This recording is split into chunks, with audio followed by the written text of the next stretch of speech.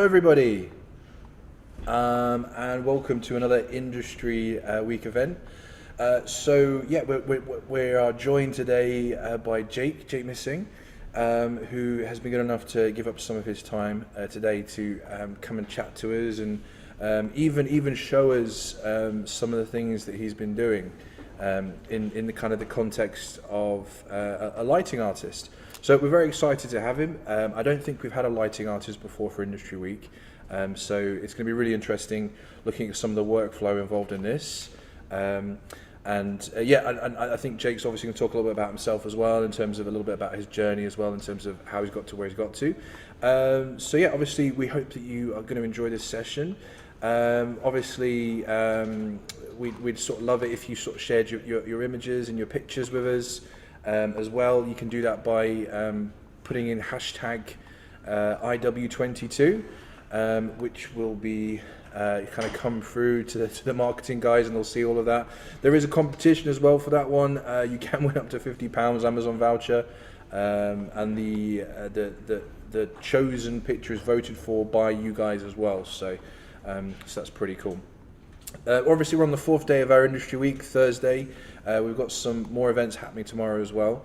You can check those out on the Industry Week website, iw.confetti.ac.uk. There are some that haven't quite managed to make it onto the website, unfortunately. So if you know about an event that's happening, then get in touch with your tutors or your course leader, and they should be able to give you a direct link for how you can get onto that particular event. So in the case of emergency, for those people that are in the room with me, we're based at Confetti, so you just need to make sure you kind of leave through the nearest fire exit, and we just make ourselves known outside the front of DMH. Okay, it's all right, guys. Yeah, brilliant, cool. Obviously, for everybody else at home, hopefully that doesn't happen for you. Okay, but hopefully you will know where your fire exits are. Anyway, I will stop trying to be quirky and funny and carry on with this. So, finally, if you're in you're currently in the final year, of your undergraduate course, it is worth noting that the NTU Employability team are offering extra careers coaching appointments, and that's taking place next week to help you get ready for your next steps. You can check that out on the Employability Learning Room as well on NTU now for information on that. Okay, so without further ado, I'm going to hand over to Jake now. He is there. There we go. There he is. Brilliant. How you doing? You okay? Yeah, I'm good. How are you? Very good, thank you. Good. Again, thank you very much for joining us for this, and going through this. We're obviously all really looking forward to seeing what it is you're going to be showing us and hearing a little bit about your journey as well. So yeah, over to you. Thank you. Hey everyone, I'm Jake, like Pete said. It's my turn to try and be quirky and funny, but I'll try and focus on the lighting stuff because that's probably what I'm maybe better at. I am a lighting artist in the video games industry. I've been in the video games industry for 5 years in June, which is scary. That's gone really fast. I'm currently working at Supermassive Games that you might know. I'm coincidentally branded today. It's not a coincidence. I wore the hoodie on purpose, even though it's really warm. Currently working on the Dark Pictures anthology stuff. I don't know if hopefully someone there knows those video games. If you don't, the other famous game that we made is Until Dawn. That's like the big one that almost everybody knows. And if you don't know any of those, then I can't help you. You should go and play some video games, because what else are you guys doing? Play some video games every now and again. I've been at Supermassive for a year and a half now, and the most recent game we shipped was House of Ashes with Ashley Tisdale, who was in High School Musical, so that was pretty fun. Lighting Sharpay Evans' face every day in very horror, gruesome situations. Lots of spooky horror lighting, so that's real cool. And I'm currently working on the next Dark Pictures game, which is coming out this year, which is The Devil and Me. that's not spoilers. The trailer's out already. We always like tease the next game in the last trailer of the previous game, so you can go and find the trailer online. So yeah, that's what I've been up to for the last year and a half. Before that, I was working at a company called Endreams, which they specialize in VR games, so it's VR only. And I was an environment and lighting artist. So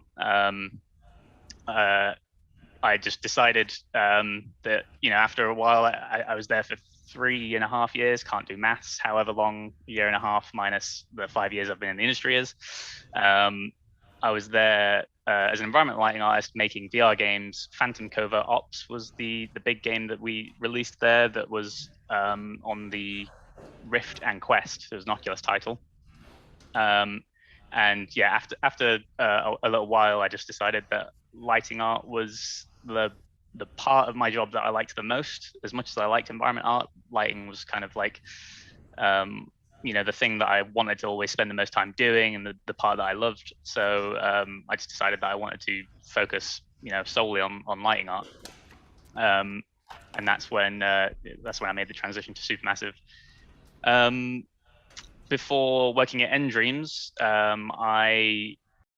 so the way I got into the industry was doing a competition called Grads in Games, Search for a Star Grads in Games, which they still run now every year through a recruitment company called Aardvark Swift. And they go around unis. I don't actually know if they come to NTU, to Trent. They might do. I would assume so, maybe. Don't know. Sorry to interrupt. I was just going to Yeah, say yeah. we've had a little bit of involvement from them, but I think they set themselves up more like as a hub at the moment, which for where students can kind of go and speak to and stuff like that. Right. I think they're one of those cool companies that just sort of changes its direction based on what's happening in the industry and stuff. So Sure. yeah, I think we've had a conversation with them and asked them if they'd be interested in maybe coming to sort of visit our students and stuff in the future. But we'll just have to see what happens. Yeah. So yeah, that was kind of, I was in my third year of final year of university, and they came and give like a bit of a talk about this competition thing, and I just thought, yeah, why not? I'll try it. Worst case scenario, probably won't get through, but I'll get like a little personal piece or something for my portfolio, because coming out of university, you want the portfolio looking great and lots of stuff on there. Not lots of stuff, some good stuff, which we can talk about later. And yeah, I ended up winning the environment art category of that. And that's the good thing about Aardvark Swift, is they're a recruitment company that sponsor this event, so they essentially want the people that win the competition to get a job straight away. So they were kind of working however hard to make sure that I got a job, which is kind of a nice two-way street of, I really want a job, someone wants to try and get me a job. So that kind of lined up pretty nicely, which I was really lucky, because that enabled me to start Endreams straight out of university. There was no like, I didn't even have my degree yet. I finished the actual lessons and like all my hand-ins and things like that. I wasn't entirely sure what my degree was going to be, but it didn't matter. I already had a job at Endreams, and I moved down south, and yeah, I've been down south ever since, working in video games. So I studied at Sheffield Hallam University for three years. It was meant to be like an MA course where I'd get a master's degree, but I ended up doing a placement. Again, was quite lucky and managed to get a placement to get some work experience. So I ended up not doing the master's, just the BA, just because I was ready to finish uni and get a job and start earning some money, because going from sort of a placement where you earn a little bit of money, going back to being a student where you spend money and not earn money was a bit rough. So yeah, I was trying my hardest to get out and get a job, which is kind of the hardest part at the end. But like I say, it worked out pretty good. My placement at university was working at the university as well, but for the health and wellbeing faculty, which is another side of video games that I didn't expect to be working in, but I was making simulations, VR games, animations, and things like that for topics that were too boring to teach, basically. So like a paramedic tutor would come in and be like, got this topic, it's really boring, how do we make it, zhuzh it up a little bit? And I'd be making a VR game to simulate a crash or something. So it was this whole other side of video games in the medical sort of sector that was quite interesting, but just allowed me to work the 9 to 5 kind of way. It enabled me to like learn how to work really well. I think like before that, I think I was a good student at university, but I wasn't like I was like ticking the boxes, and I was the same at Confetti as well. I got I got good grades, and I was a good student, but I was like ticking the boxes of the brief. So it's important to kind of it's important to tick the boxes, but also if you're wanting to be an artist, you kind of you just have to put in that little bit of extra work and know what makes good art, and what is good art. And I think that's kind of when I was working in that placement, that's when I was like, I'm going to be an environment artist, and I'm going to kind of take a step back from just finishing work as quick as I could to get the grade and that sort of thing. It was about more focusing on the actual artwork and the artistry of like getting better and studying composition and lighting and color and atmosphere and tone and those kind of things, that because those are the questions that are going to hit you as soon as you start interviewing. They won't say tell me about the distinction or the first that you got on this module. It will be if you're an artist, that is, tell me about what makes this piece on your portfolio good compositionally, or tell me why you chose to light something in this way, that kind of thing. So that's what I was focusing on. And yeah, before that, I was at Confetti. I don't know if Pete mentioned that or anything, but yeah, we were just catching up now. It was 10 years ago, which is insane. Not me at all, having a quarter life crisis live in front of you. The fact that 10 years have just flown by like an instant, because I was sat at Industry Week watching a bunch of other people talk about how cool it is being in video games, and then I blinked and I'm here now. But it's fine, it's cool. And yeah, I feel like you've got more hair and I've got less hair since that happened. That's where the hat comes in, This is lockdown hair. Lockdown hair, yeah. That's the excuse anyway. All the barbers were closed down, so I'm making the most of it before it all goes. Yeah, so 10, and yeah, funnily enough, it was literally the room that Pete's in now was where we were for a little bit, and before that, we were just chatting about the games course used to be in like the basement room somewhere. Like you would literally have to come in through reception, go to the other side of the building. You have to go outside, go then back inside, and you go down, and there'd be this little room with no windows, and that's where they put the games for the first year that I was there. And then the second year, we got that nice big room. And I'm sure if I was there, most of it would be unrecognizable, because it's part of NTU now, and everything's changed over the last 10 years, which is awesome, because lots of people want to make games. And games are really cool and really fun to make. They're really hard to make. Making games is really hard, but if that's what you want to do, then I say go for it, because I think by the time I was in third year, I was having the sort of oh God, what have I done? I'm never going to work in games. What's happening? But it seemed like this super unattainable thing to actually get into the industry. But I managed it. I managed to blag my way in somehow, and I'm still here. And people still seem to want to employ me and want me to work on their games. So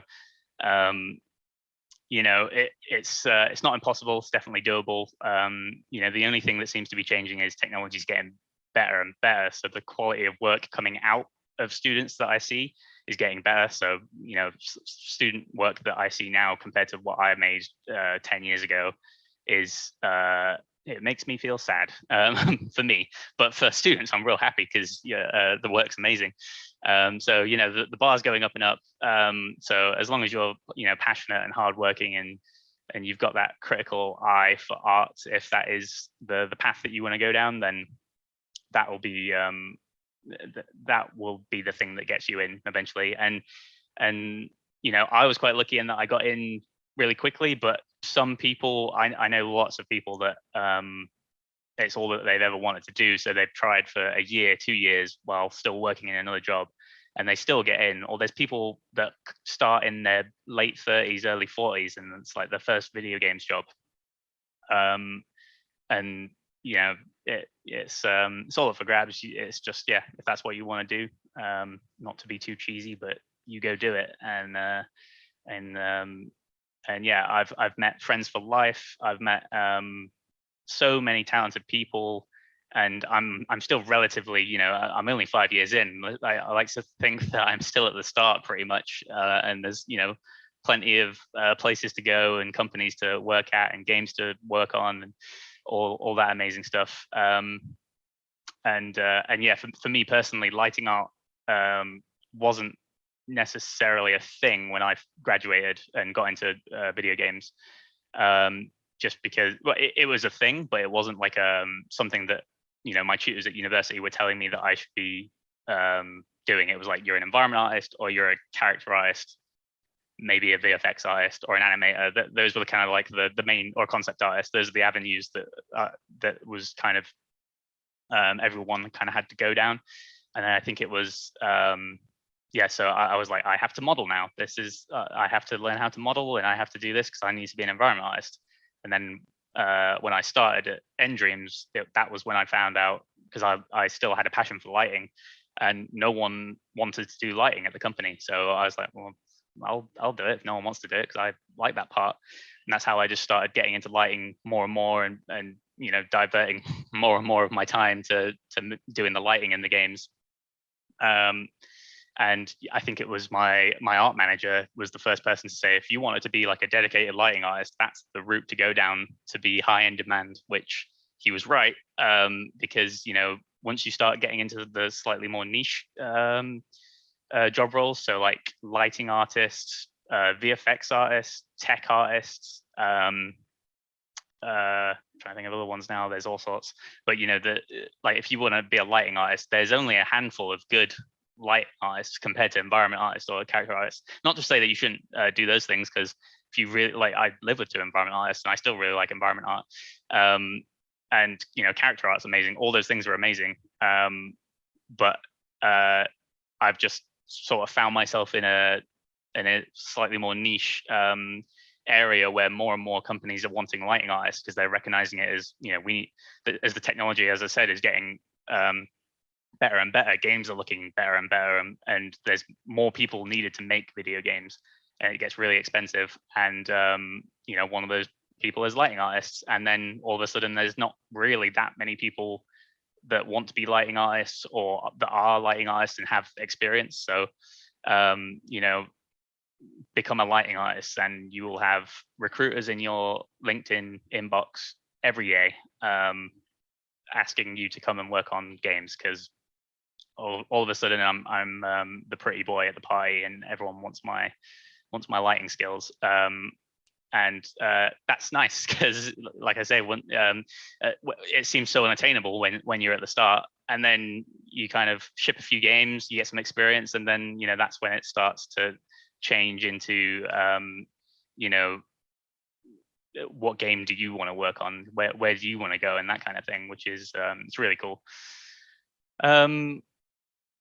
I think that's pretty much it for me on getting into games. I'm sure we're going to have lots of questions as well later on and stuff, in terms of bits and bobs. So yeah, I can stop talking about myself, because that's the worst part of this workshop, and then I can just show you the actual good juicy lighting stuff, and And yeah, if anyone's got any questions, we can go through those later.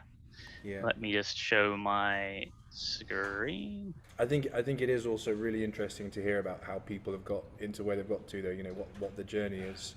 Yeah, totally. So thank you for sharing that with us. No worries.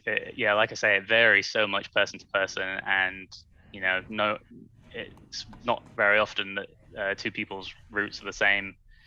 Oh, it would have been nice to talk about my career, maybe with some art visuals. That would have made it more interesting. We can go through this later. This is my portfolio as it currently stands. It might be useful actually to show some, because some of this stuff is like from when I graduated university. So even though it's like 5 years ago, it'll still give good context for the kind of bare minimum that you need to have on your portfolio before companies will start taking you seriously. Because the unfortunate part is that like I said, lots of people want to make games. There's lots of people coming out of university and they want that job. So you just need to make sure that your portfolio is really tight, really good, and yeah, we can maybe touch a little bit on portfolio stuff. But yeah, I'll show some lighting stuff for now. So this is the scene that I chose to work on. It's you guys might have seen it before. It's the Epic Games sequencer tutorial. It's basically what they use to show off their fancy sequencer tools that you can just download for free from Epic from the marketplace. It's not, if you guys don't have it, it doesn't matter. You don't have to like work along or anything. If you do have it, feel free to open it up and just take a look and see what's just poke around as we go through it. So all I've done here is quickly relight it, in that I've, a lot of these lights are the same sort of lights that were already there, but I've, chosen this cool cyberpunky color palette just to be different, because the other one was super yellow and it was perfectly fine, but, just wanted to change it up a little bit. Originally, I was going to just relight this scene as we go, but one, that's kind of scary, and two, the problem is that when it comes to baking it, you guys will just have to sit for half an hour to an hour waiting for a loading bar, and that's no fun. So I pre-lit it a little bit, but that's fine. There's still a bunch of stuff we can do. And the bulk of this will be probably cinematic lighting with these characters, which is why I chose the scene, the project, because with me working at Supermassive, we are doing like a hell of a lot of cinematic lighting. For those that don't know, it's that those games are branching narrative games. So person A runs down some path. Do they go left or right? Okay, they go left and they die. What does that mean? There's a knock-on effect. So there's so many sequences that we have to light just because of all this branching narrative, that that's the bulk of the work at Supermassive is cinematic lighting, and it's all about how to be really quick and efficient, because I think we worked out there's like 16,000 shots for one game on average, so it's impossible for us to light every single one of those shots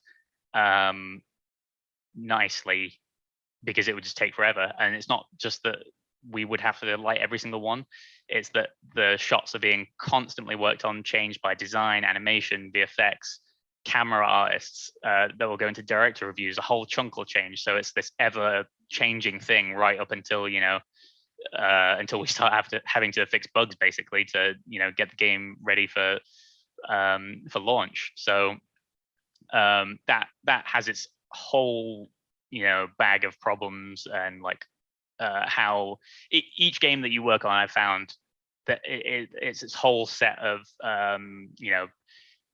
it has its own quirks. So you want to make a VR game, there's a whole thing around VR games. You want to make branching narrative games, I'm sure if I went and made racing games, there's going to be a whole learning curve of the do's and don'ts of racing games. So that's kind of what is great about making games as well. You can be in the industry 15 years, go to a new company and work on a new thing, and it's a whole new challenge. So that's great.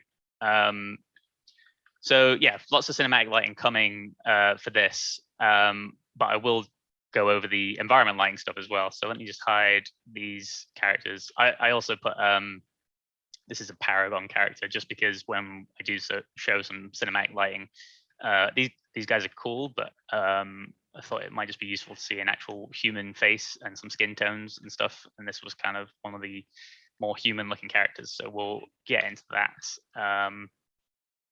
a little bit later. So I'll hide them for now. So the majority of the scene is static. So it kind of goes to show what you can get away with static lighting. If you do have the scene as well, by the way, there's a few things that I tweaked to update it a little bit, because I think when this was released was many Unreal Engine versions ago. So there's been a whole like volumetric fog and volumetric light maps and things. All that's come since then. So even though they upgrade it to, I think 426 is the latest that this is compatible with. I'm in 427, but that's fine. I'm not using any 27 features. So just things like turning on volumetric fog, so you get some really nice volumetric fog like that. And there's a few other things. It might have been screen space reflections.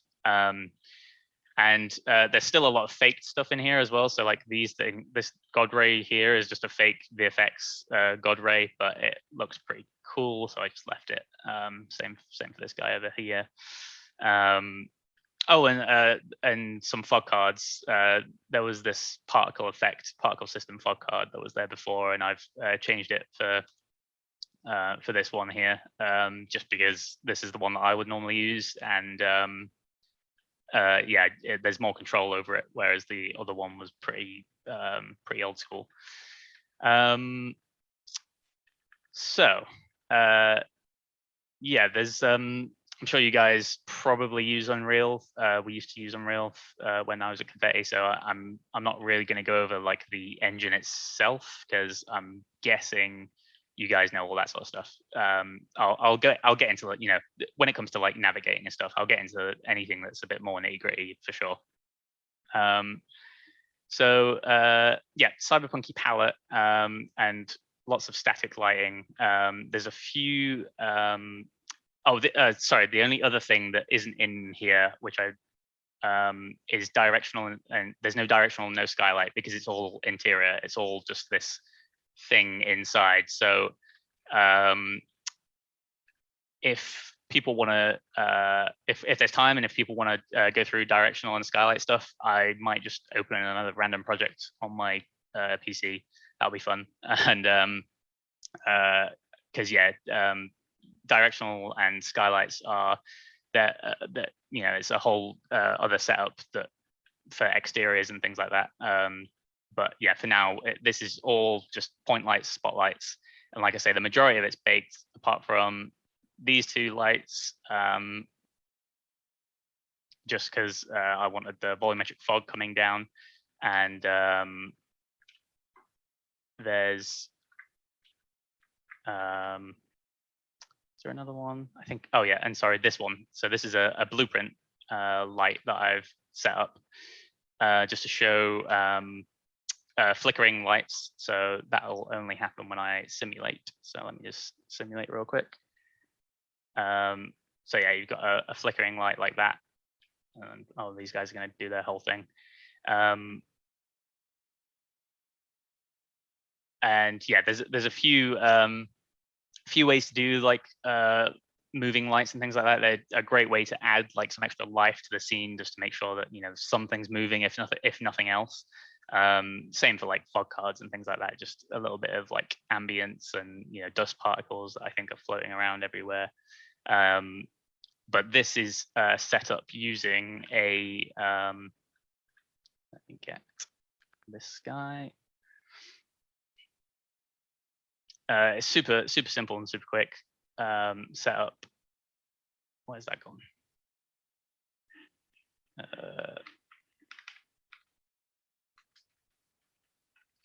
Okay, behind. No. I can see it. Is it being naughty? It is.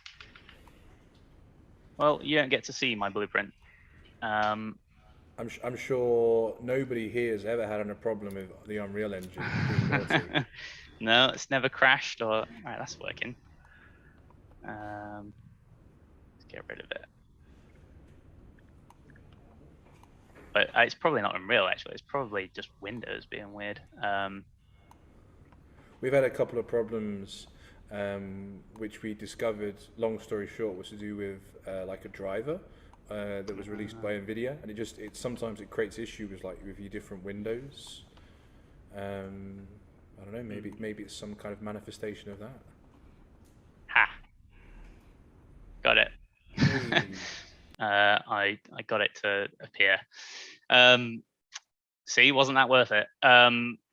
So this is basically there's a couple of ways to do it, but this is the way that we tend to do it mostly in a supermassive if we want more control. So you can make a light function with like a flickering light, and I can talk about light functions as well. But this is a timeline node, which basically multiplies the intensity of the light over time.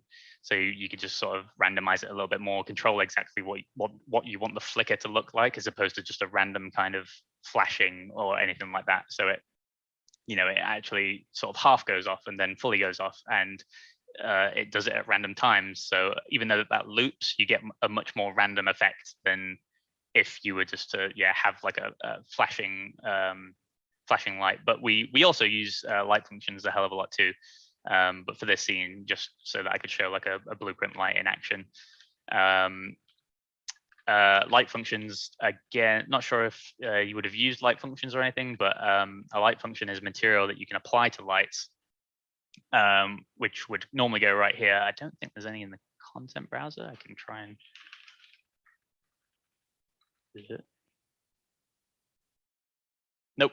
It's fine. It's a super simple material. It'll just be a mask basically. So let's say you've got a fake light coming from the outside like this one, but I want some like branches there or something to make it look like there's a tree up there or something. You could just basically add a light function material, and it'll mask out the shadows so that it'll look like there's a tree, even though there will be nothing there.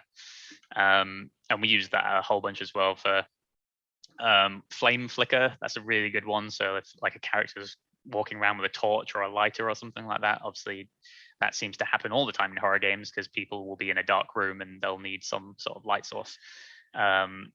So we'll use light functions for that. And then in this scene as well, they have Ies Profiles. Whoops, translucent.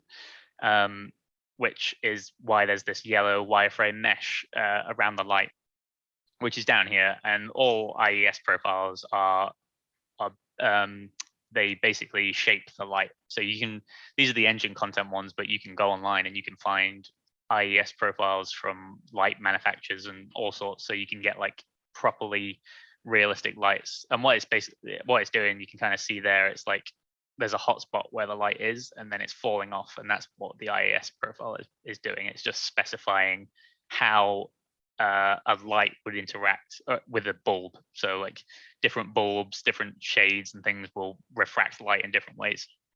So that's all that's doing. And then I think the only thing that's different is I put some up lights around as well, just to add this like green contrast to really slap you in the face with some color. But it looks kind of cool. So and then I can quickly go through the post-process volume as well. There it is. So with post-process volumes, you can drag one in your scene, and then I'll give the same advice that everyone will give, is basically don't touch the color grading until you're really happy with the lighting. Because what you don't want to do is go through and color grade as you're working, because it just muddies everything. You'll start playing with like the color of things, and you'll lose. That's another reason. Where's she gone? That's another reason I've added someone with skin tones, is because you can get really crazy with I don't know, I want to push blue, and it might look cool in some, maybe not, but it might look cool somewhere. And the thing that people tend to forget about is the skin tones in characters. So it'll start to make this character look really sickly and pale and that sort of thing. So it's really easy to get carried away with color grading. So it's best to just leave it till the last stage. Essentially, you can color grade a little bit and then come back and iterate, but you'll be chasing your tail. You'll just be going around in circles. The one thing that you can do is set your exposure when you drag this, and you can play around with the effects and stuff like that. Bloom and lens flares. I've not even got lens flares on, but typically I would try and leave these all off. The only time that I kind of know that I can turn all this sort of stuff on is if I've lit one level and then the next level is it's a very similar thing, I'll either copy and paste the lighting, or game devs copying and pasting stuff, lazy. Or I'll know, for example, that in this scene I want chromatic aberration, then the setting, I'll know what the setting is and I'll put that on. So yeah, sometimes you can break the rules a little bit, and if you know exactly what you're going for, that's when you can do that. But yeah, baseline advice, just focus on the lighting, getting the lighting looking really good first until you're happy with it. The only one of the other things that I changed with this scene is that I set it up for realistic light values. So realistic light values are something you can find online. So these lights are 2,700 lumens. So somewhere online I've found that fluorescent tubes can have a strength of 2,700 lumens. There'll be all sorts of different manufacturers and brands and wattages that can vary and all that sort of thing, and probably not many sell them in hot pink, but these ones are. So you can find all that information, and if you set something up with realistic light values, what you then need to do is set up your exposure with realistic values. So that's where like the Sunny 16 rule comes in. So a big part of lighting is photography. So we're emulating cameras and lights like they would exist in the real world. So if you know how a camera works and how to expose for sunny shots and low light shots, that's going to help quite a bit. That will be the other thing that's quite different. I think they were set to unitless, which is before Unreal. I think before Unreal had lumens and candleless lighting types, but I tend to work in lumens because that tends to be what most light fixtures have. And then you can do a bunch of research and you can find what photography people or film people would recommend for exposure in low light or really sunny situations. The problem with this in Unreal is that it tends to break things. So you have to use it carefully. So for example, a directional light, let me just place one just, I don't know what it'll look like in the scene just because it's an interior. So I've just placed a directional light, 10 lux, and you'll see that it's not really doing much, and that's because I've exposed with the post-process volume for this lighting in here, which is not daylight. So I think the strongest daylight can be is 120,000. So that's daylight, which looks awesome, doesn't it? When you go outside, this is what you'll get because it's not exposed for a sunny day. So what I would then have to do is follow the Sunny 16 rule and try and 15 is about the EV value that you want for a sunny day.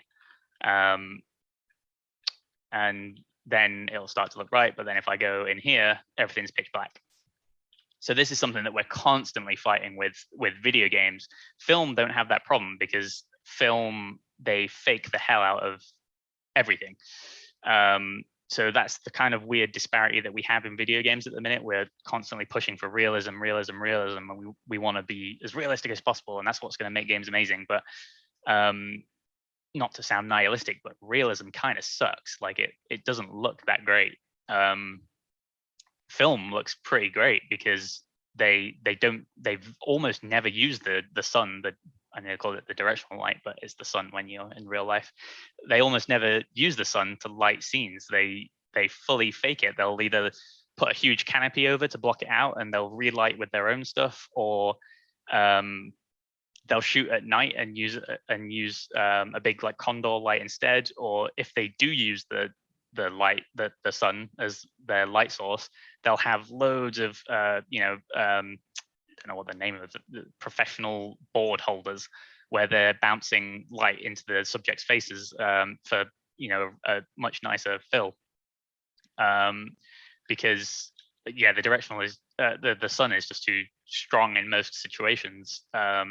So that's what we fight with in video games, because if the character can walk around and I can be here and I want to go up here and come outside, that's where the auto exposure kicks in, which currently I have locked at 1:1, just because we're not going outside into the sun and we're just flying around here.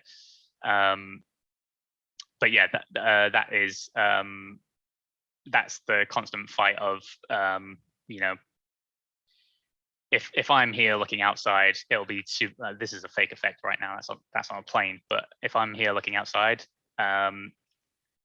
and it was a sunny day outside, that would be completely blown out. And there's a lot of times in video games where you don't want that effect, or it might be quite annoying, especially in like FPS games and multiplayer games, where everyone wants to be able to see everything at all times. Like, how annoying would it be if you were coming out of here in an FPS game and you had to wait for your eyes to adjust before you could see enemies, and someone's already shot you in the head and game over. So it's with lighting art, it's about knowing the PBR rules and the rules of lighting, so that you can know when to break them safely, basically. And this is relatively PBR. This is a little debug tool that is hobbled together from a bunch of online resources like Brian Lulu. But if I quickly go to PBR validate, a bunch of stuff in here that's not PBR compliant. Anything that's a color is not PBR compliant, and it's fine. This scene looks good. If it didn't look good, this would be the tool, the sort of thing that I would use to try and work out why it didn't look good. Again, roughness. So the other one was for base color. This is for roughness. So some things here are either too shiny or too rough that are within unrealistic values. This is water on the floor, I think, so that's probably fine because it's given as like a really nice reflections. But yeah, that's just something to be aware of, is learning the rules so that you know when that you can start breaking them. And that's pretty much it for the environment stuff, I think. Again, we can go through any questions at the end, but I thought cinematics would be a cool place to start. So a cool thing to focus on. So I'll quickly open up this cinematic and go into game view. So I don't know if you guys have seen this before. I can play it once through real quick. These guys walk in all angry like. So that's the only shot that has some sequence lighting in currently. I say sequence lighting, it's a template. There's not actually anything going on, but you can see he's gone kind of dark now. And there was a bunch of lights already parented to these characters. So in your scene, if you do have it open, you'll see that there's some lighting, and I just deleted that and replaced it with this setup. It looks like they're going to fight, but then they just want to play a video game. So that's that. So yes, like I said, here's the first shot that has some lighting in. This is basically the way that we light a supermassive, is using the subscene track here. And as I said, we have to be really clever with how we light stuff, just because we need to get as much reuse in as possible, and not be too destructive with our workflows, because if we get to the end of something and we've made it super manually and not malleable at all, and the game director says, actually, we're changing this scene and you need to do it all again, that's just going to be a bad week for you. So this is a super simple version of one of the light rigs that we use. Again, this is all default Unreal stuff, and me making some things just because yeah, in SMG we have a bunch of tools. At every studio you'll have a bunch of tools. That's kind of the best thing about working in video games, is that you can have a really cool idea and go and talk it through with a tech artist or a graphics programmer, and they'll come back a week later maybe and it's like, hey, I've made that thing that you asked for, which happens all the time, which is amazing because you don't have to worry about making things yourself if it's something that you don't do. So yes, this is a super simplified version of a rig that we would maybe use for lighting our characters. So it's just 3 lights: a key light, a rim light, and a fill light, which is pretty basic lighting setups anyway for, if you were going to shoot anything, photography, film, and if you were shooting a character, these are the 3 lights that you would probably use. And then they're just attached to an actor that I can rotate around. So it's rotating around the character rather than me, moving it around in world space. That would be really annoying. And then it's just parented to the head of each character. There's, if I just come out of here, this guy has one as well.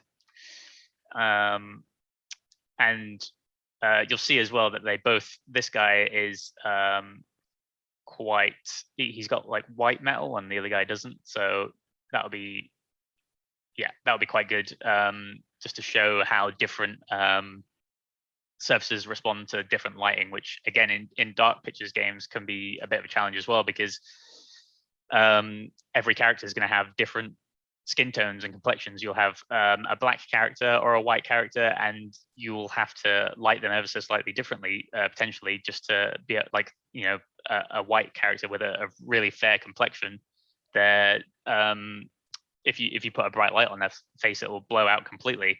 So you just have to take that into account when you're lighting characters, what they look like. And you basically want to make, it's kind of ironic in horror games anyway, because you want to make characters look as beautiful as they can look, whilst horrible things are happening, and I don't know, they've got blood and dirt all over their face, but you still want it to look really good. So if I start lighting this guy now, at the minute, just getting used to working on one monitor as well. At the minute, this guy is lit completely evenly by 3 lights pointing all around his face. So what we kind of want to do is grab, in fact, what I'll probably do is disable the fill and the rim light for now. Is this Trooper A? No, this is Trooper B. Turn those back on. This one. Yeah. Cool. So typically I will work with a key light first, just because it's the key light, it's the dominant light, it's where the light is coming from. So here is probably this guy. Oh, and there's one other thing that I forgot to do. So you can see if I go to here, this guy looks like he's lit already. And he's not technically lit by anything, but what he is lit by is volumetric samples. So if I go to here, volumetric light map, when you use volumetric lighting for the fog, it generates all these samples. What it does is each one of these is a point in space that gets stored, and it stores the shading. So you can see like there's blue light coming from that side, pink coming from that side.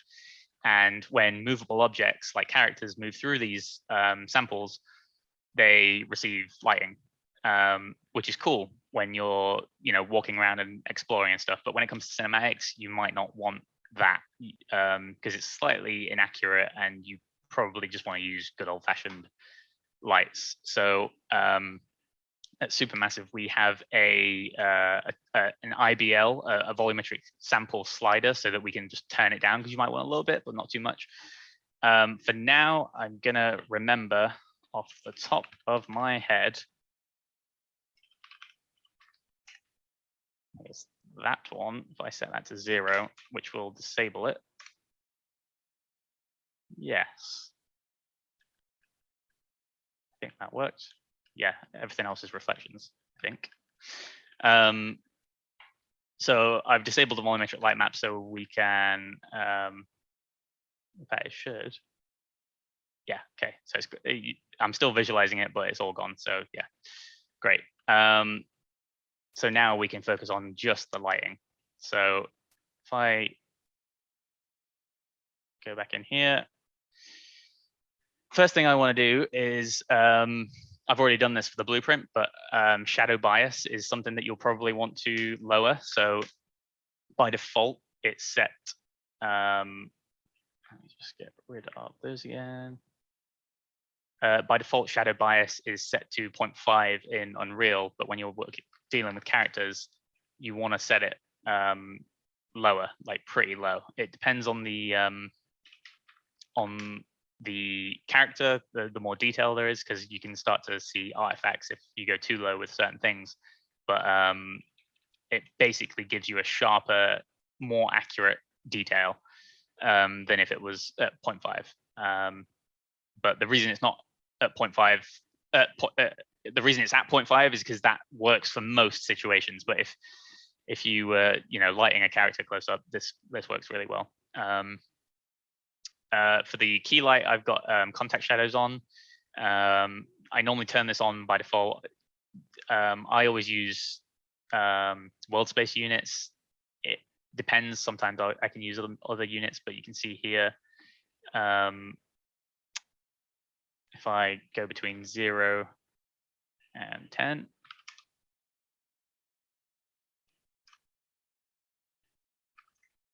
it's ever so subtle. I think there's literally something in here, but it basically uses a screen space effect to cast shadows on smaller details. So for this, it's literally like a tiny thing there, but it all depends on the angle of the light and what it is. But I usually have it on by default because it doesn't cost too much, and we can get away with it for dark picture stuff. So it will tend to pick up. In fact, it's a really good example. I will do some lighting in a minute, I swear. It's probably on one of these guys right there. So that's a contact shadow right there on Jason's face. It's if I didn't have that setting on, this wouldn't cast a shadow just because it's too granular, too fine a detail. But yeah, let me jump back in. So yeah, I tend to have that on, and then it's at 500 lumens for now.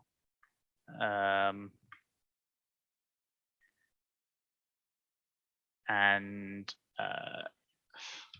let's try whacking it up. Sorry, that's not right. Just so that it's really strong. That's the other thing I'll probably do is I tend to start with like a stronger light and then work backwards, because it just gives you that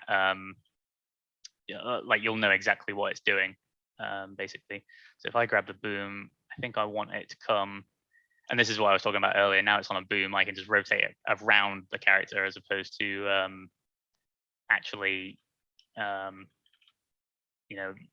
about with world space stuff. So this is one of those things where I'll probably want to, just going to revert back, but that's fine. I'll want to, and these lights will come back on. Be in the shot, so I know exactly where the light is coming from for the camera angle, because that's what we're lighting for.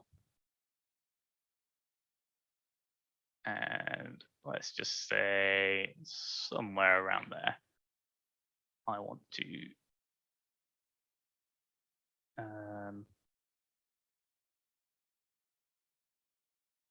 why can't I?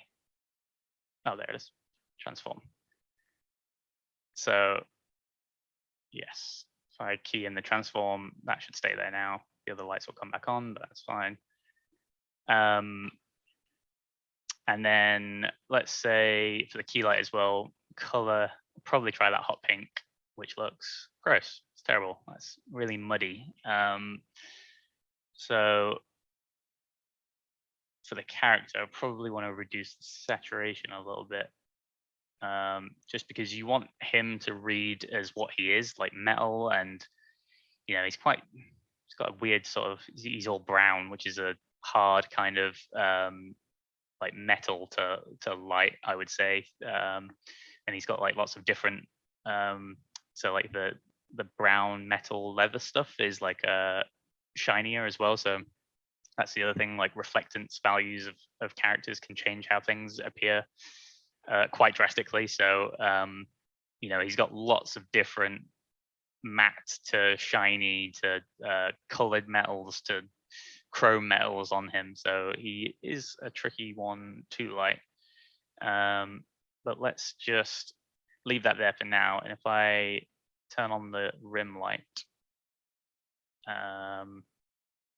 and again, probably there is a Rembrandt lighting sort of formula that you can follow. So if the key light is 1,000, then let's say that the rim light is 2,000 because it's double.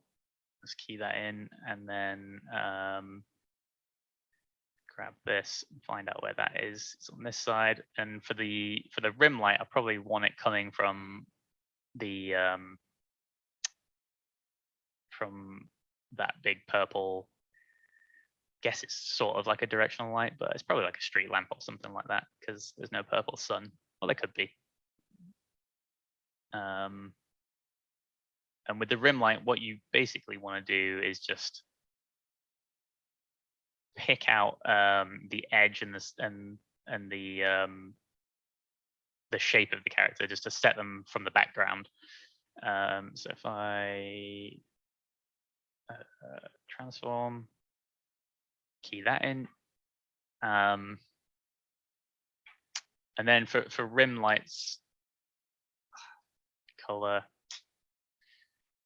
it's probably going to make the most sense to be the purple. But again, that's not too bad actually for the color. I don't mind that being like that. Although the value of this light is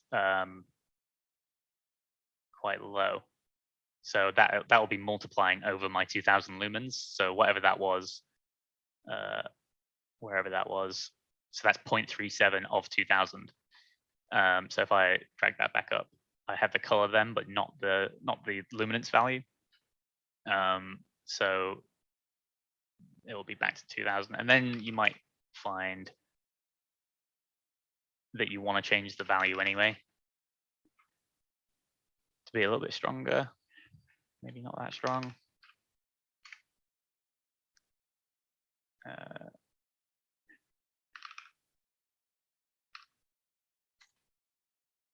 Key that in. And then let me just double check the settings here. So the other thing with settings, attenuation radius, you need to be wary of, because lights are one of the most expensive things in video games. So performance is king. No one cares about your really nice lighting if the game runs at 10 FPS. So and everything that a light touches that's movable, static lights are fine. Static lights are the cheapest thing ever. They're essentially free. But a shadow casting light, that anything that touches is adding to performance. It's costing more, and especially when it's hitting characters and Supermassive, especially.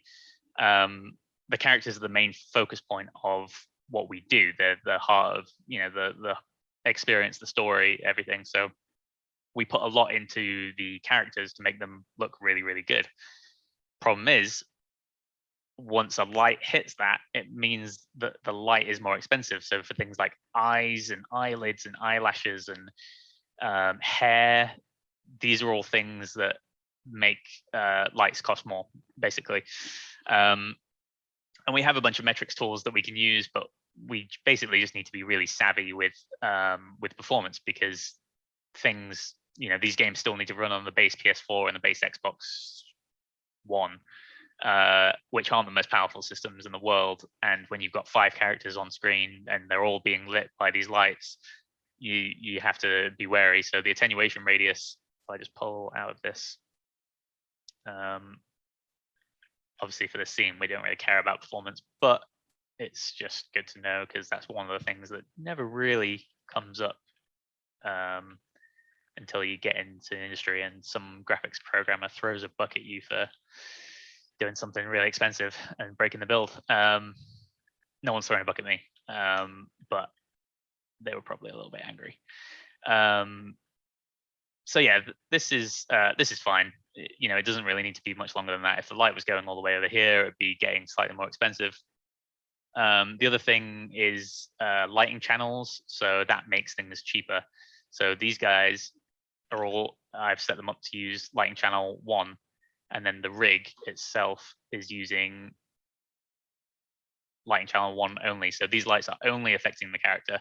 There's sometimes when in sequence light, cinematic lighting, you would want it to affect the scene, and that's fine. You can change it and it can hit the scene. But for the most part, you would want your lighting to be focused to the character because it makes it cheaper. You can kind of you can discount the fact that, you know, they might walk past something and the light goes behind something and it casts horrible shadows and goes inside geo and all that sort of stuff. So it's kind of just safeguarding in that way. And then he's looking gross again, but I think that is the fill light, isn't it?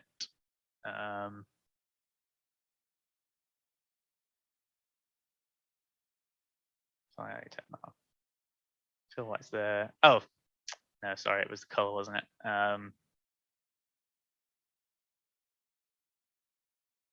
That back to that and saturation up. And let's key that in. That's the another slightly annoying thing with sequencer is keying stuff in, and if you move something, you know, this doesn't really happen at Supermassive, but it is now. So fill light. So if I turn him off, so we have that key light. Oh, I didn't do the key light for that. And then let's take that off a little bit, just so it's a little bit warm, and key that in. Cool, we're all caught up. So yeah, the fill light.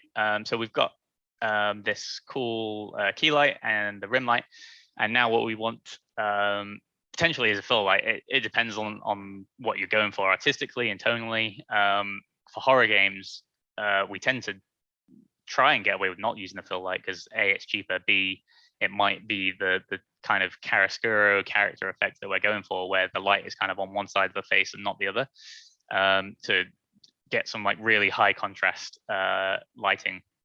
So he kind of has this dark core at the minute, this dark side of his face, which can look cool, but we'll turn it on and rotate it around anyway, just to see what we can do.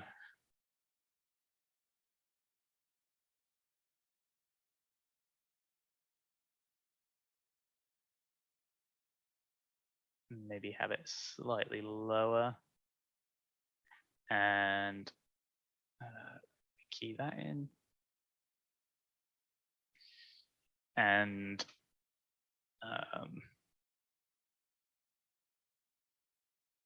yeah, let's look at this guy now.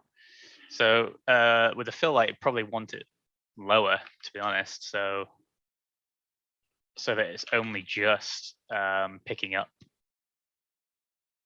you know, so it's not pitch black basically, but you can still see some information. Back to 100.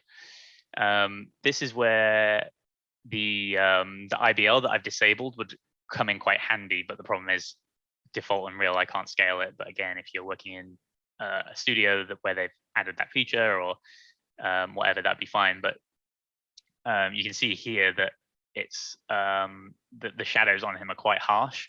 if he was in if he had the IBL samples, I could then tune the IBL so that his indirect shadows were a little bit higher. But it's a minor thing for the scene, but it's just another thing that you could work on. I probably as well lower the shadow resolution a little bit. That would kind of help that. So you see how for this fill light, if I put that up to full resolution, this shadow here is like super harsh. It's like a CG shadow because it is a CG shadow. But if I put that down to 0.5, it kind of just blurs it a little bit, which is great because it's half the cost now because I just changing the shadow resolution scale. This is really good for performance, and also it gives us the look we want. So it's quite often happens with directional lights as well with the cascade shadow maps. We tend to use one shadow cascade as opposed to the default of 3. But what it does is give you softer shadows, so it looks like you get this like penumbra effect that you get in real life. But you know, it comes with a little bonus that it helps your performance. So that's like a nice little win-win. And with some of these lights as well, with the rim light, usually I would have transmission ticked on, which I don't for these guys because I'm pretty sure they don't have any subsurface because they're metal warrior guys, whatever they are. I might turn it on for the Paragon character when I have a look at her in a minute, because she might have, I don't know how it's set up, but I'm guessing she might have some subsurface stuff. So with the rim light casting, you know, behind the ears or on the nose, you'll get that subsurface scattering effect, and that's what you need to turn on with transmission. Oh, and I'm not showing you any ray tracing features because my 1080 will just blow up. It simply won't have it. It can't have it. So unfortunately, I can't show any ray tracing stuff. As much as I would like it, I need a graphics card. So if I just go back to that fill light, I might try that green just because that's again what's in the environment. It tends to this is using light color. I'm only really doing this because it's the cyberpunk palette that I've chosen, and I've parented all the if you drag from here, you can drag into this little color palette thing, and these are the 3 main colors I picked. If I was working in dark pictures stuff, more often than not, we use the color temperature because this gives you realistic black body Kelvin values of lights. So again, when you're doing that research for the lumen values, and we're aiming for like the most realistic lighting setup we can, which is where we start before we break the rules that we talked about earlier. Then you know, 3,500 is like the value of like a incandescent light bulb, which, you know, there you go. It's like a warm bulb like I'm being lit by right now. Or you could whack it all the way up for like a cold LED sort of light effect, or I think 1,800 is fire. That's candlelight sort of thing, which actually looks really cool. But there's no fire there, so sometimes that doesn't matter. There's plenty of instances where, you know, you can get away with it. It's an artistic choice, where if you have like a big light coming from somewhere and someone's like, where's that light coming from? They don't really know, but it looks cool, right? And, you know, sometimes you can get away with that. And sometimes that's, you know, the art director or the game director will just be like, yeah, I don't really care about the plausibility of it. It's an artistic, you know, a little bit of artistic license, and that's fine. So yeah, here's our guy now walking down the steps looking all badass, and he's got this lighting on him. Not too sure about the green light because, or the tealy, yeah, green light is green, because it's not really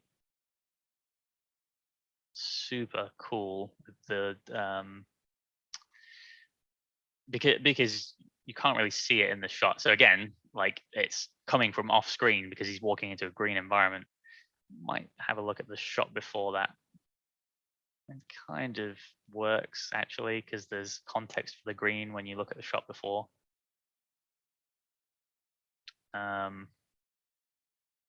I'll leave it for now, but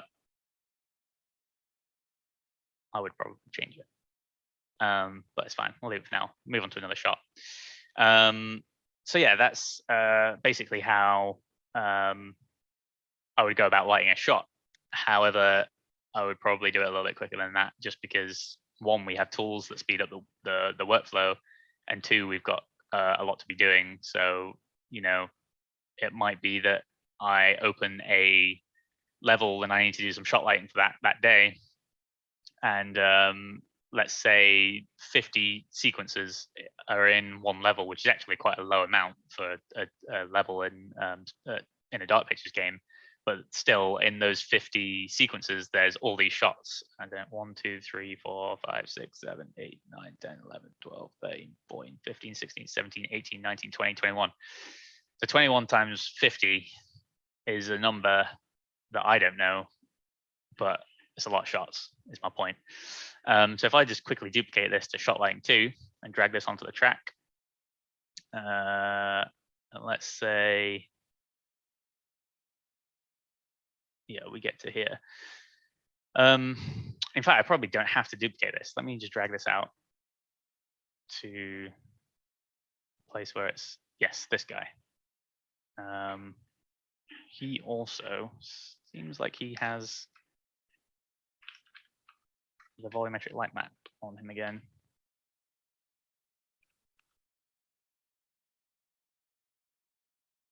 Just try redisabling it. Maybe it's not that one.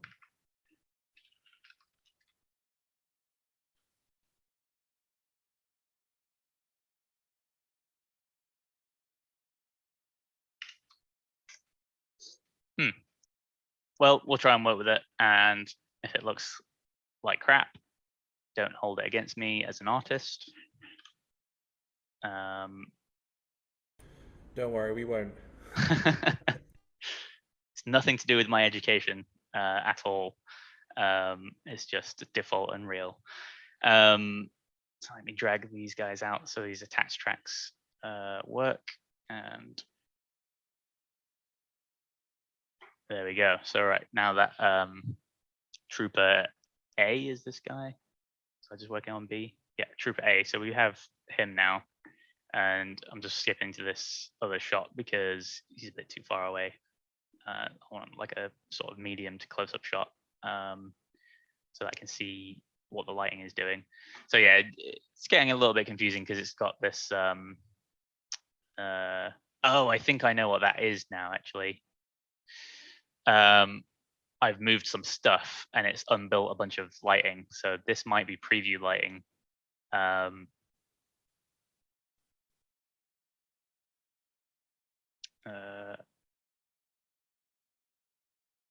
No, it's not. Something else. It's fine. We'll roll with it. So let me just disable these again for now. And let's focus on the key light. And I'll probably do something kind of similar. I'll maybe go stronger straight off the bat with the key light.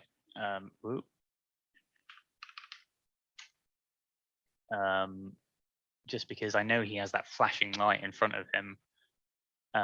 So I've keyed that in, and let's give him this color.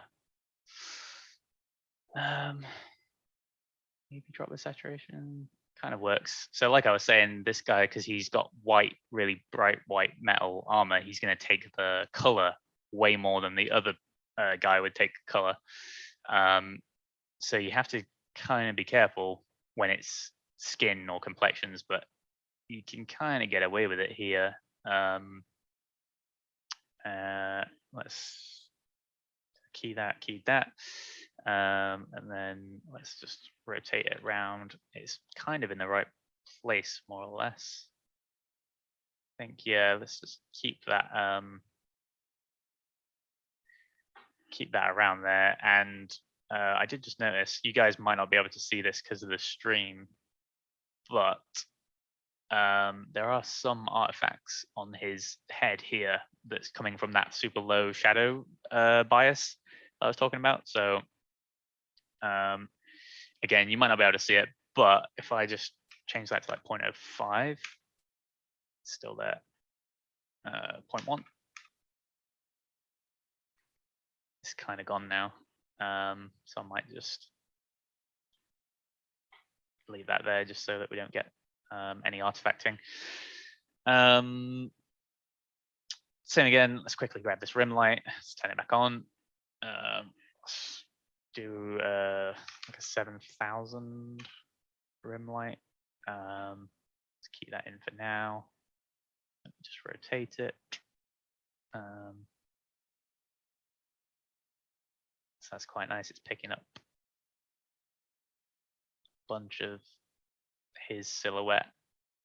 You don't want it to come over too much like that. And a lot of the time, I will literally just do this and just spin it around because there's so many happy accidents that happen. Because you just, yeah, it's kind of just rotating it around and just trying things out really a lot of the time. Because there'll just be something that you didn't think about, didn't plan. Key that in. Probably give pink, but get some of the saturation out there because it looks kind of gross.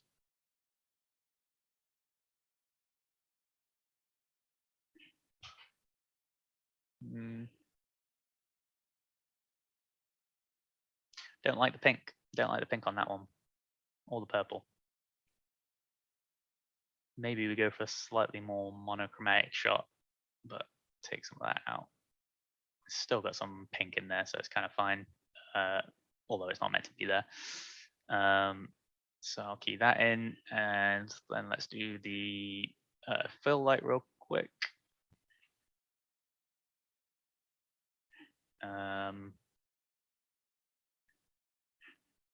And rotate this round. He's gonna start casting shadows over his face and stuff because he's holding his fists up, but that's fine. And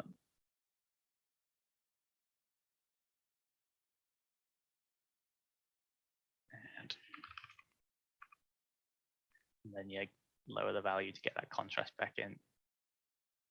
About there.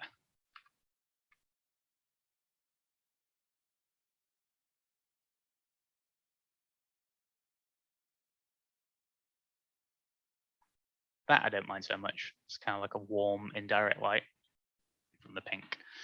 I think I've keyed all that in.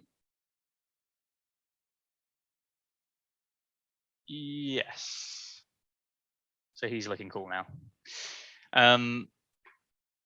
So what's great about that is now I kind of know the setup for this, so I can kind of either extend it or duplicate it. And it enables you to light stuff a lot quicker. Because now it would be more a case of me going through and if there was a shot I didn't like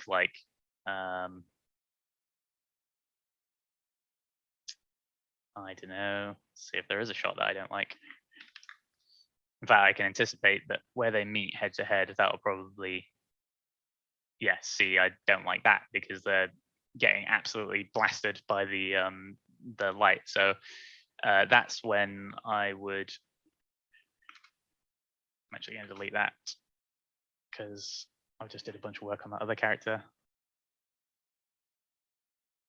Here's where it crashes.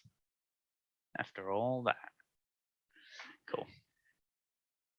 Save your work, guys. Always save your work. Sounds like the kind of thing that would happen to me. Happens all too often. Crash mid-demonstration. Yeah. Happens to everyone. I think I've just changed like the DPI on my mouse or something. It's being really slow now. There we go. So yeah, that's so the only other one of the other problems is they both have right now lighting channel 1. So if I like turned off this one mute, they're both on lighting channel 1, so they're lighting on top of each other. Both rigs are acting on top of each other. At Supermassive, again, we've got some extra lighting channel things that are character only, so that we can have like 5 and more lighting channels for characters, so that we don't have to worry about that sort of stuff. But I'll just really quickly, because I'm aware of time and I want to answer some questions and all that sort of stuff, I just, oh, let me go with that.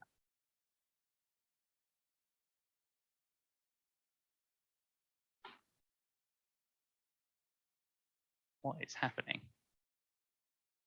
There we go.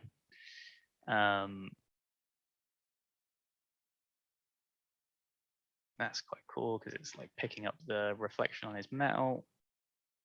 And then key light. In this, no, the rim light is the one. I have to come out of here.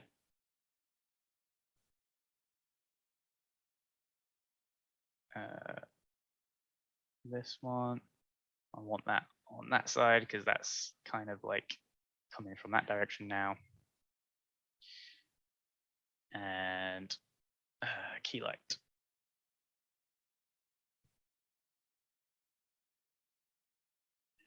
Oh, sorry, key boom.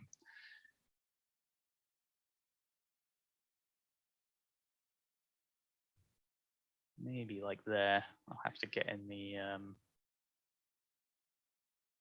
camera and have a look.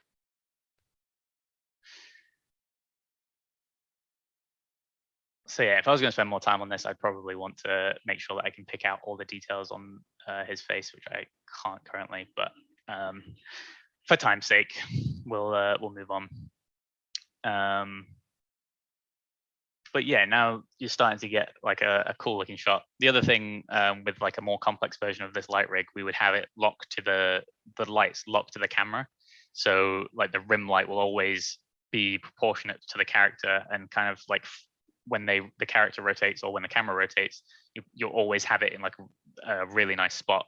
Not always, but 90% of the time it'll be in a really nice spot, which is really useful, because again, it will just, when like in shots like this where I just had to relight it, it might be the case that I wouldn't have to relight it because it would, that rim light would move around with the camera and be in the right position. But it just depends. So yeah, that's kind of how I would go about lighting sequences. I'll quickly show the skin tone character just because I think that might be useful.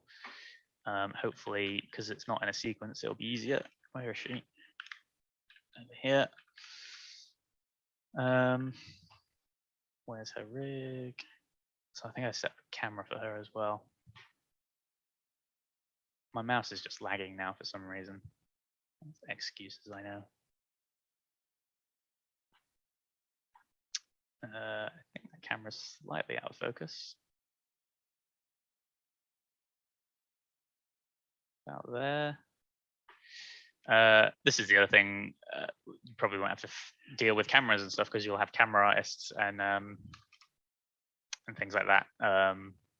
So I rarely have to touch cameras. I rarely have to touch VFX or environments and stuff because it's collaborative effort. Everyone's working on their own section and working together to make sure that you're elevating everyone's work. Lighting usually comes in towards the end when environment's done and all the characters are in, and the animation's done, because we'll do a base pass so that things are visible so people can see what they're doing. But then when we're doing our final tweaks like I'm doing now, that will more than likely be towards the end, just to avoid rework, that sort of thing. So hopefully I don't have to worry about all this keying stuff in now.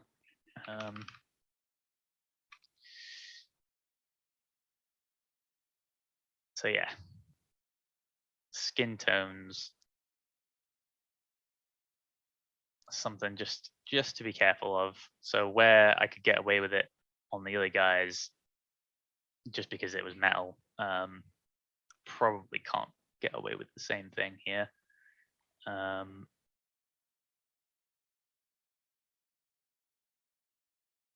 Let's just find like an attractive angle that's not making horrible shadows. That's quite nice. And then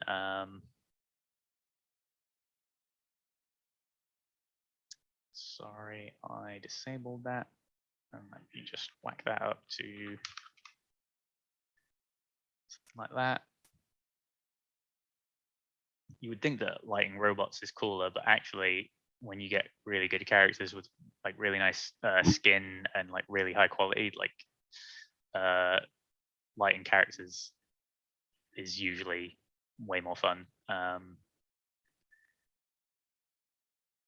which is good because I work on games with lots of characters and they all tend to look really good.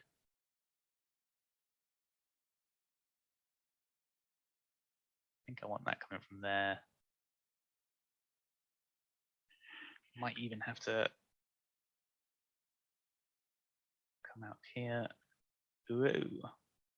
Oh no, I just moved that camera. Whoops. That's the bane of Unreal, not transform locking your camera. That's my own fault.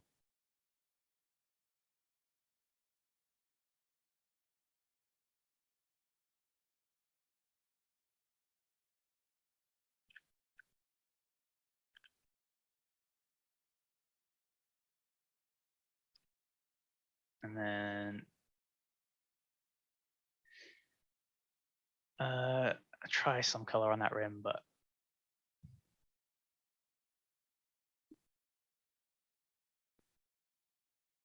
that's kind of cool actually. And last but not least, grab this fill light, turn that back on, and pull it down a bit. All of that.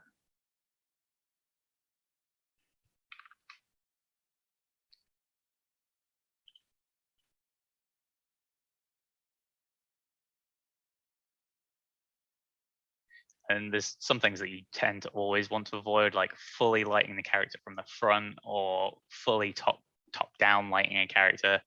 There's just some things that just don't look good. In video games as well, like sometimes you get like a top lit character in a movie and it'll look really badass and you try and replicate it and it just doesn't really translate. But watching cinematography breakdowns and things like that is always really good because, you know, like I was saying earlier, we're always wanting to try and be like film or be like, because, you know, film have been going a lot longer than games and they've got really good at making movies and making movies that look like amazing. And we're trying to emulate that. But the problem is, you know, just knowing when they fake it. So I find watching cinematography breakdowns and stuff just really helps understand like, oh, actually that scene isn't a standard daylight scene, that they've blacked out all the windows, they've put lights in front of that and it's completely fake. So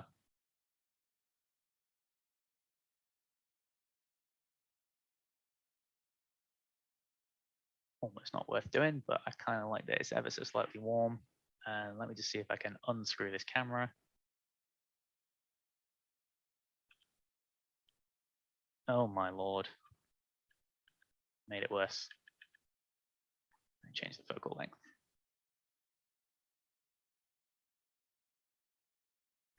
It's a super long shot, so that's why it's really hard, but you get really good depth of field when you do use a long lens.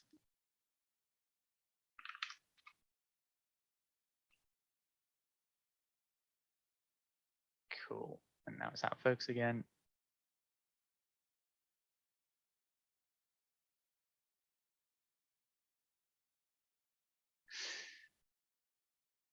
Oh, don't do it again.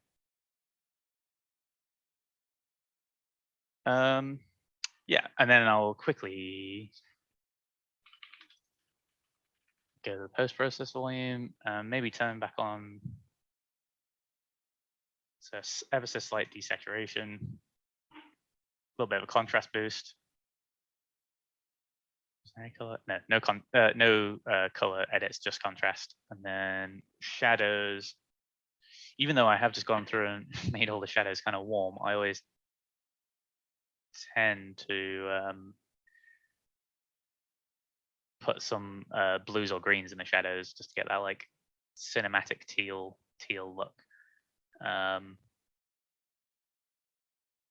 I don't know, maybe some ever so slightly warm.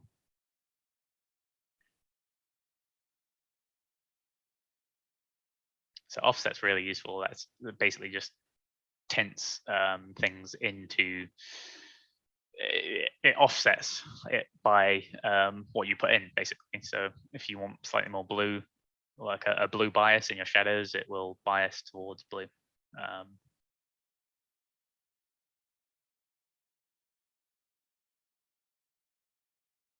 And I don't know if I was actually doing anything. I was doing something with midterms. I think that was me messing around at the start, though, wasn't it?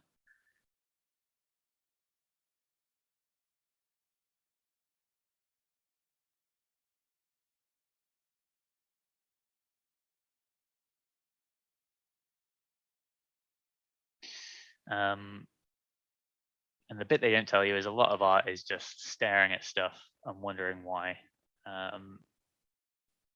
I don't think I touched any of this. You can also use color grades. This was on by default, but I disabled it. But I don't know if you guys know what color grading is. Sorry, LUTs are, which is a lookup table. It's basically this little texture here. Let me get rid of that. That tells Unreal what color grades to apply to what colors, basically. So I could take a screenshot of this without that on, put it into, actually it looks better with it. Nice. Take it into Photoshop, use a bunch, you would take the default blank version of one of these textures that you can get from Unreal, and you can do all your color adjustments and things like that. Or you could do it in DaVinci Resolve, Adobe Premiere, whatever you want to use to color grade. And then you can import that texture as a LUT and just plug it in, and it will basically mean that you don't have to, fiddle with all these wheels and things, and it will just, in theory, look as it does in Photoshop or wherever you've done your color grade. The only problem with this is it doesn't support HDR by default. So if you were, for whatever reason, working on something that's HDR, or you were specifically making some personal work that was a HDR project, then that might eclipse HDR. But yes, I think that is it. Last thing, I put a film grain on here, which is from the Quixel, one of the Quixel series, because there's a film grain setting in here in the post-process volume. But the problem is image effects, grain intensity, it just applies it everywhere. And if you want to mimic a real camera lens, which is kind of what I want to do, make it look really cinematic, then this, if I go on preview mask, this is applying it only to like the places in the image that I specify, so which is normally darker. So you can see, this might not be coming in on stream, so sorry if it's not.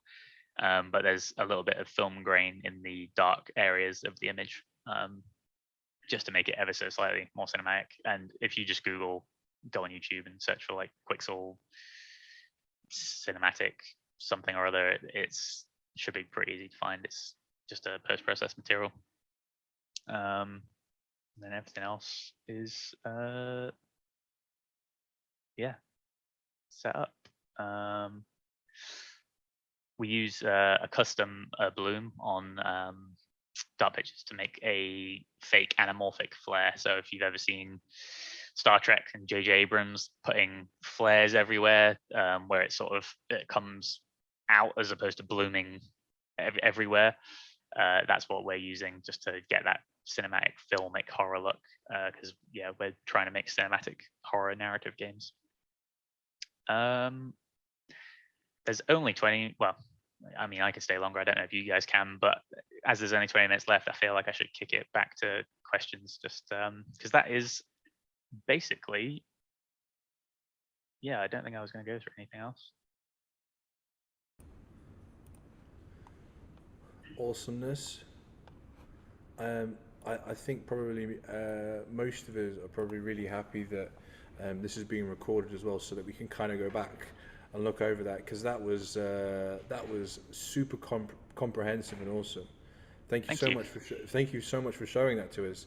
No worries. Um, yeah, as it kind of went through it, obviously I picked up on lots of different things. You know, you can clearly hear your passion for what it is that you're doing behind. You know, when you're talking about this, and um, it makes sense. I mean, that is why they call it a lighting artist, because you are just spending so much time, you know, just focusing on that kind of beautiful detail that's going to sort of come through and really support what's going on. So yeah, yeah.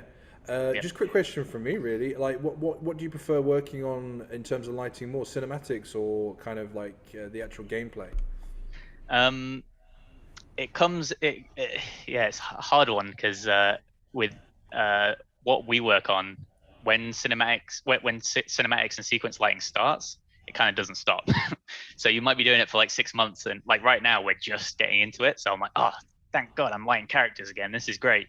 But when it starts, I'll be, if you ask me again in 3 months time, I'll be like, God damn, I want a week to bake out an environment and get it looking Yeah, good, because yeah, it can get quite full on and intense just because there's so much to do. But I mean, yeah, lighting characters like this, I really love getting a character looking really nice, and you end up getting favorites as well. Like, House of Ashes. There's characters that I have that were like my favorite ones to light. yeah, So yeah, character lighting is probably the most rewarding. yeah, Um, Nick's hat, for example, is a bit of a meme in the studio because Nick's hat was really hard to light because he's got that big boonie hat on and it's constantly casting horrible shadows all over his face. yeah. So Um, those are things you got to be aware of. yeah, Obviously, you know, as someone that's playing the game and or even just looking at the visuals wouldn't necessarily appreciate or understand just by looking at it.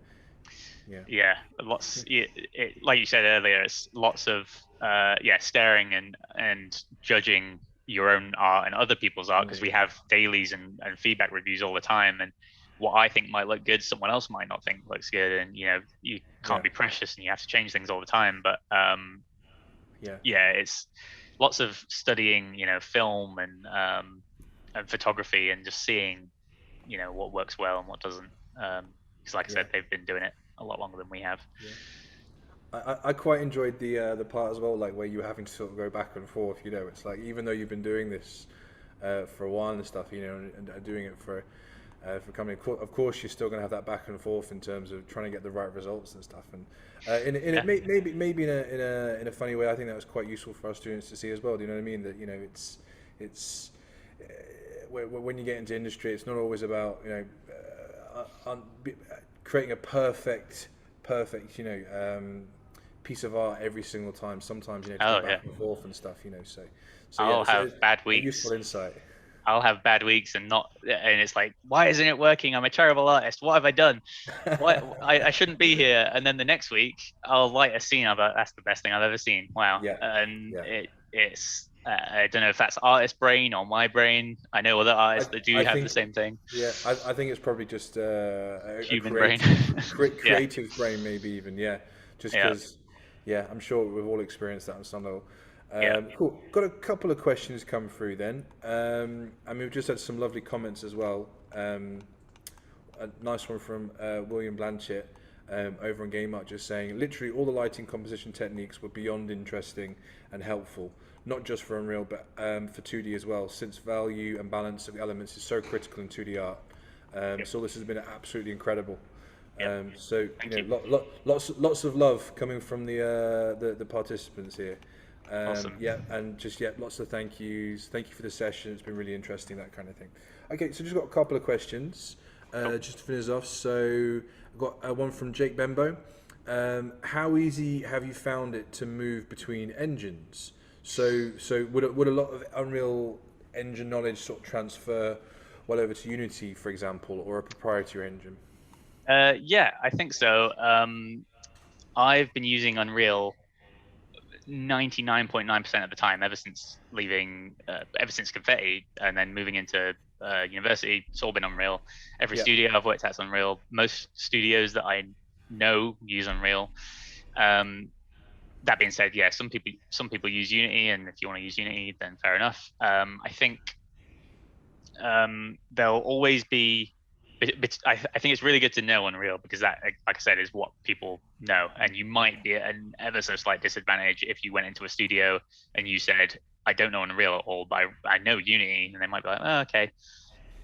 Sometimes if you're really good, people won't care, and they'll be, and and if you've got some experience, people won't care, because if you go for an interview somewhere where they use a proprietary engine that's just theirs, they obviously expect you to not know that engine, and you'll have some time to get up to speed with everything. But with with art anyway, it is mainly about you as an artist. It's like you have to separate it almost. It's like Sure. you can know all the buttons to press and all the bells and whistles and what tick boxes to tick, but if you don't have that artistic eye and that critical eye, that's the thing that will hold you back. So if someone on your portfolio can see that you've got an eye for art, and you can use good judgment, good composition, and all that sort of stuff, Yeah. yeah, they'll be much more forgiving with that kind of, oh, he doesn't know the engine or she doesn't know the engine, but I can see that they're really good artists. So, thanks, James Bullis, for following me. Yeah. If you're in the room. Pretty sure I recognize that name. In fact, no, we've got a question. We've got a question coming up from James. So yeah, I think we can conclude that happened. So Nice. yeah, we've got it on tape. It's all been recorded, James. That moment. So There you go. Shout out, cool. James. Brilliant. And yeah, that being said, if we do run out of time, ArtStation, Twitter, LinkedIn are my industry platforms, WBN, if that's you. I feel like I'm Twitch streaming right now. Those are my industry sort of platforms of choice, where if you want to reach out and ask for advice or help or anything, then I'll reply when I can, and I'll help as Yeah. much as I can. But yeah, if Yeah. there's any more questions now, Absolutely. then Yeah. Well, you've opened the floodgates now. yeah. Okay. Okay. So yeah, well, I'll go for James's question next then. So, do you have any tips for lighting portfolio pieces? Is it something that varies depending on the asset? Yes. So if you want to be a lighting artist, up to here was where I was still an environment artist, and I was working at Endreams. So when I decided I want to go and focus on lighting art, I made these two pieces, and that's what I basically went into my interviews with. And I can look at these now, and there's so much that I've learned even in a year and a half that I would have applied to these shots. But basically, don't yeah go. You can do some relights. A lot of people do relights, and that's fine. For me personally, I don't know. There's sometimes I'll tweet a relight, but I never put it on my ArtStation, just because I want to. When I'm making personal art, I want to almost get like a freeze frame from a movie. I want to be like a kid playing with action men or whatever, and I want to make like a little still from like a short film or something, or direct like a little compositional shot, which is what this is. Which is really people tend to respond a little bit more to it, because it's like it's an eye for composition, because I've composed the shot myself. It's world building. It's got narrative elements and storytelling to it. And people, it's that extra little bit of effort. So for me personally, relighting is fine. There's no stigma against it. If you want to be a lighting artist, you don't have to, be a whiz at modeling. There's so much on Megascans now. A lot of this is Megascans or packs that I bought, but there's so much out there that's free that you can just grab a bunch of assets, chuck them in a scene, compose it, get some reference. I don't know if I included reference in this. I didn't, but I did in this, I think.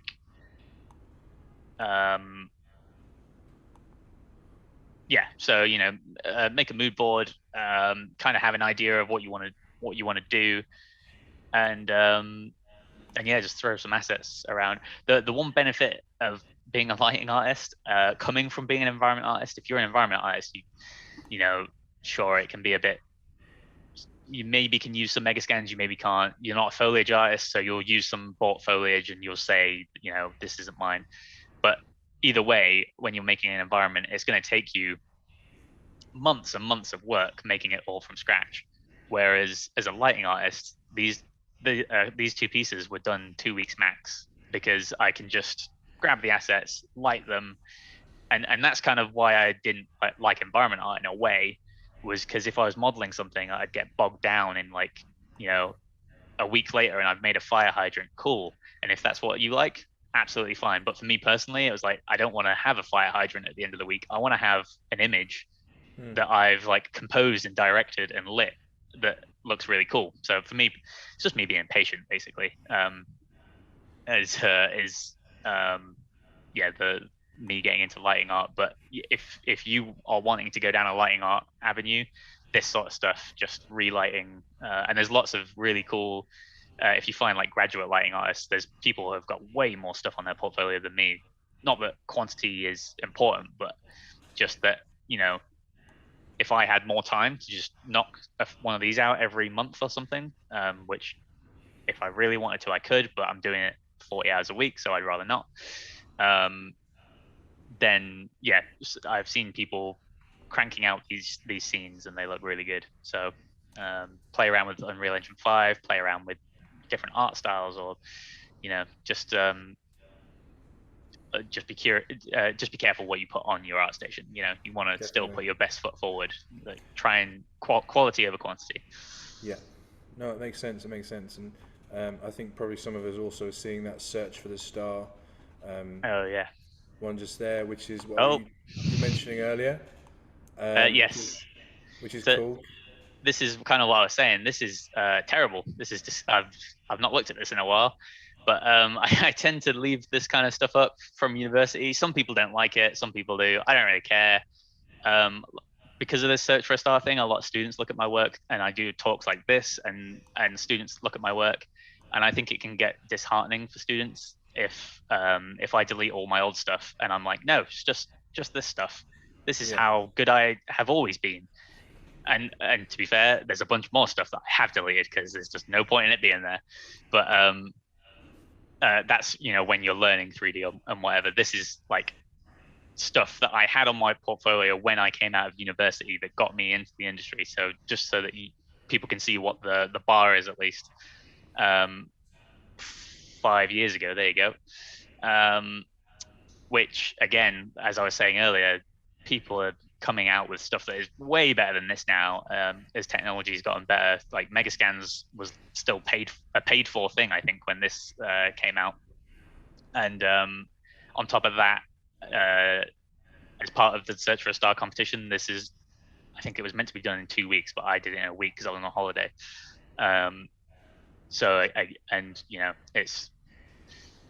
It's not the prettiest thing in the world. It's very blurry and low res in some areas.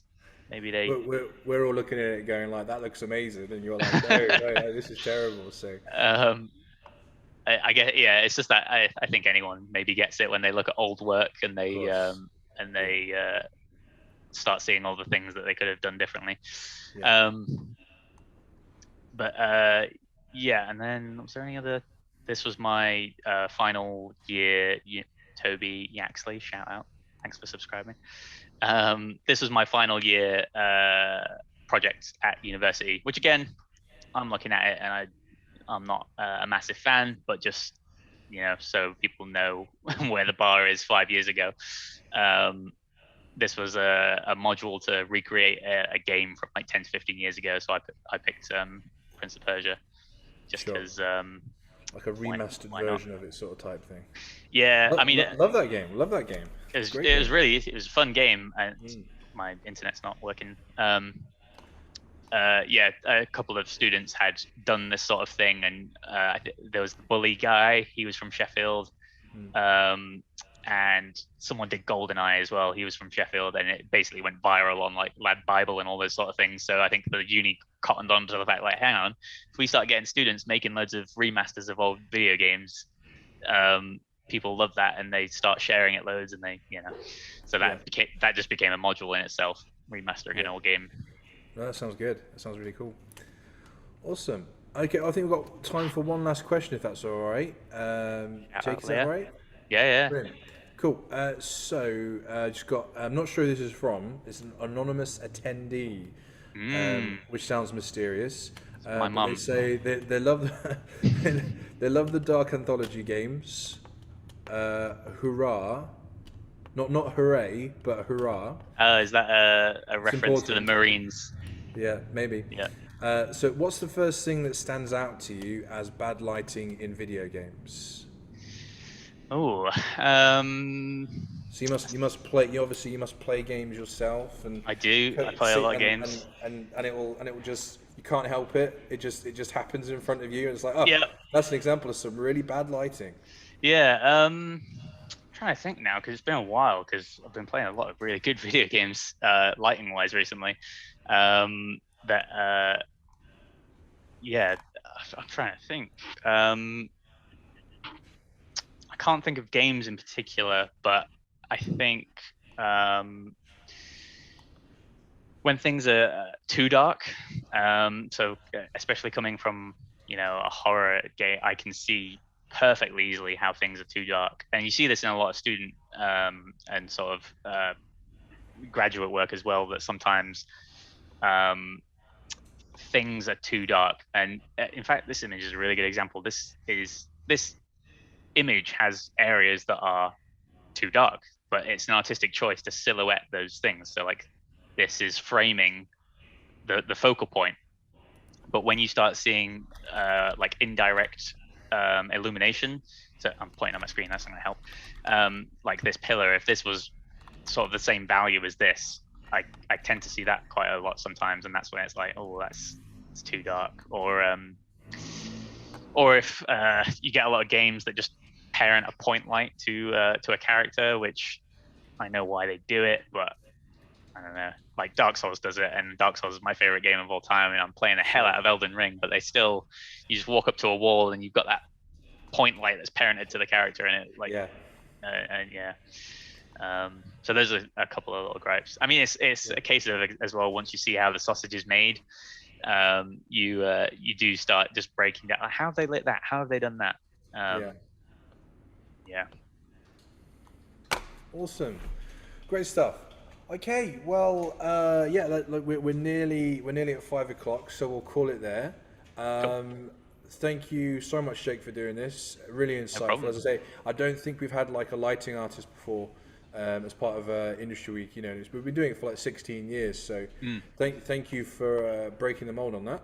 no worries. Yeah, and obviously a lot of really interesting things. Again, I think there'll be a lot of people that are grateful that this has been recorded, just because there's a lot of really comprehensive information in there that I think people want to go back over and stuff. And yeah, it was really, really, really involved. So thank you very much. Awesome. Glad. Yeah, I hope people enjoyed it. I'm glad if you did enjoy it. And yeah, if you do have any questions or want any feedback or things like that, I'll try and reply and Perfect. help where I There are can. there are people showing their appreciation with virtual claps. I can't see Uh, any of it. I don't know where my Zoom window's gone. yeah, I'm not a Zoom expert. Um, lots of thanks and stuff like that coming through. So yeah, awesome. awesome. Okay, well, we'll leave it there then, guys. So thank you very much. Yeah, Jake, you just hold on just for a little bit, just Yep. so we can um, dot the i's, cross the t's. Cool. But for everyone else, thanks very much for joining, and I hope you enjoy the rest of the Industry Week. I'll see you all Cheers, soon. everyone.